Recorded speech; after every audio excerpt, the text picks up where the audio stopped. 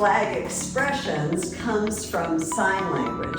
So we're going to do hallelujah and fire. Now, I'm not a signer, I'm a dancer, so take this with a grain of salt. It's designed as a foundation on which to build a movement vocabulary. So it's not meant to speak to the deaf or anything. For hallelujah, the fingers are H fingers like this. So your index finger and your middle finger together, your thumb is on the side, and turn sideways, that's H in sign language.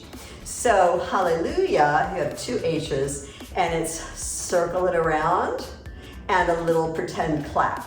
So like that. So with flags, you have to do some extra little flip of the wrists. It's circle, circle. But when you circle, you kind of do an extra little flip. So hallelujah.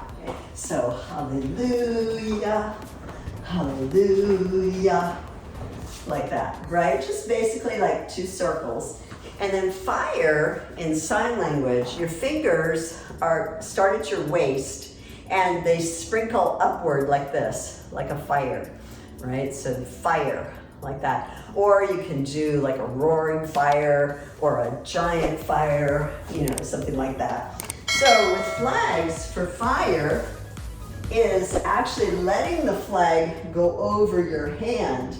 So you're kind of winding it up like that, and then unwind it like that. So like fire, and then unwind it like that. But one of the nicer ones is up, flip, and wiggle it down.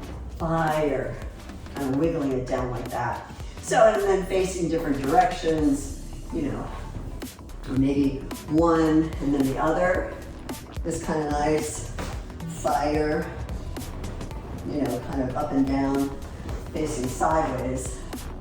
One up, one down,